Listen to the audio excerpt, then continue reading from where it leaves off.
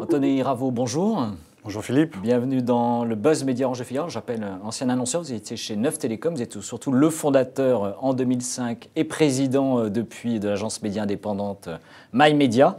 MyMedia, je rappelle, compte dans ses clients, c'est Système-U, Atoll, Feu Vert, le site Zalando.fr qu'on voit beaucoup en ce moment sur les écrans et sur Internet, ou encore Google. Est-ce que la campagne présidentielle est finalement une bonne ou mauvaise affaire pour le marché publicitaire, vous qui suivez au jour le jour les investissements de vos clients ? On constate qu'il n'y a pas eu vraiment de réaction particulière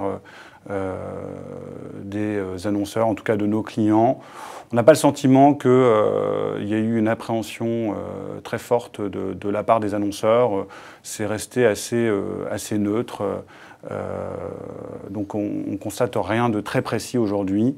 C'est une bonne augure ou pas justement pour le reste de l'année ? Alors c'était plutôt une bonne nouvelle, parce qu'avec toute l'actualité sportive, l'actualité électorale, on s'attendait quand même à pas mal de chahutage. Bon, on a plus des inquiétudes, pour être très honnête, sur le second semestre. On a une visibilité qui est très incertaine. Le contexte économique, comme vous savez, est quand même morose, assez tendu. On s'attend à pas mal de projets de restructuration dans les entreprises. Après les élections. Après les élections, ouais. Donc on sera très vigilant et on sera très attentif à la manœuvre. Ouais. Le paysage média français va bouger. Le CSA a choisi 6 nouvelles chaînes, je rappelle, sur la TNT gratuite et en HD, des chaînes qui devraient être lancées d'ici à la fin de l'année. Est-ce que ça veut dire que le marché publicitaire télé peut encore progresser ou pas, selon vous ?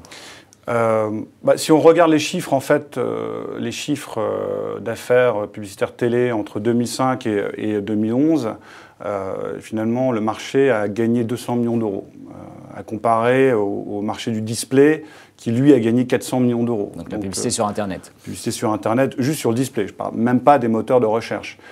Donc on ne peut pas dire que la création de valeur ait été extraordinaire, et bien évidemment, on peut se poser la question, avec 6 nouvelles chaînes, dans quelle mesure, finalement, ce marché ne va pas s'amoindrir, notamment pour les acteurs historiques. Et alors justement, vous pensez, est-ce qu'il y a un groupe audiovisuel en particulier qui risque de payer, entre guillemets, les pots cassés ?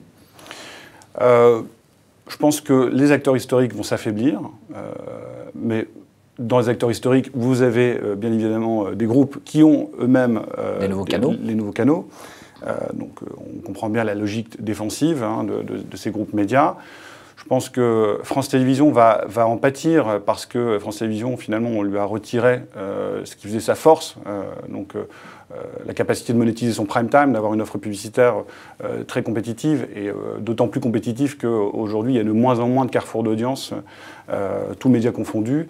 Et ce qui fait la force de la télévision, c'est d'avoir des gros carrefours d'audience. Donc en supprimant la publicité après 20 heures, on a supprimé la possibilité de commercialiser cette offre. Donc avec 6 nouvelles chaînes, ça va être encore plus compliqué pour France Télévisions d'être compétitif. Alors justement, l'Union des annonceurs, l'UDA, qui représente les grands investisseurs du marché publicitaire, a réclamé le maintien de la publicité sur la journée. Je rappelle que la réforme de Nicolas Sarkozy, qui avait été engagée, devrait bannir normalement toute publicité sur les écrans d'ici à fin 2015. Vous êtes donc, si j'ai bien compris, pour le maintien de la publicité, y compris en journée ?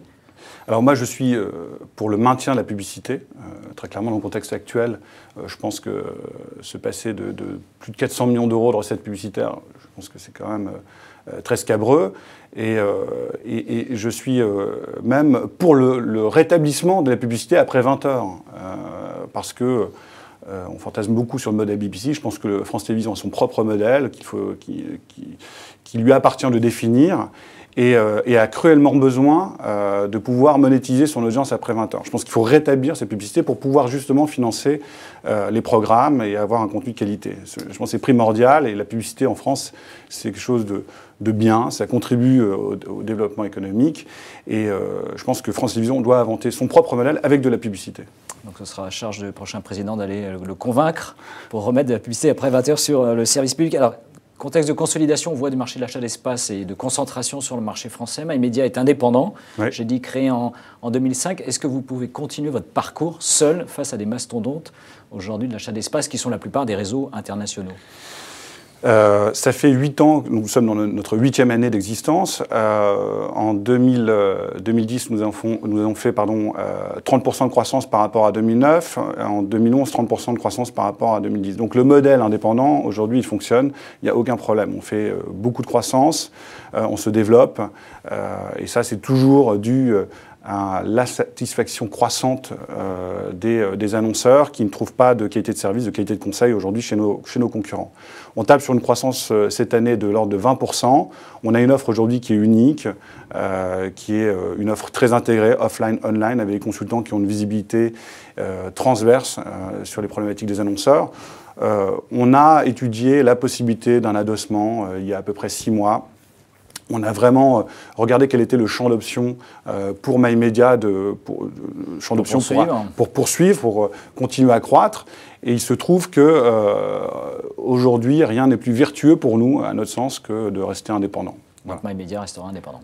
MyMedia restera indépendant, mais MyMedia surtout a besoin de croître. Et aujourd'hui, clairement, le modèle fonctionne particulièrement bien. Et si la croissance n'était plus au rendez-vous, on se poserait des questions. Et ce n'est pas forcément un rachat industriel, ça peut être aussi lever de l'argent pour faire de la croissance externe. Voilà. Bien tenir à vous. Merci d'être venu dans le Buzz Média Orange Le Figaro. Et nous nous retrouvons non pas demain, mais mercredi, avec un nouvel invité. Très bon 1er mai. Merci, à vous aussi.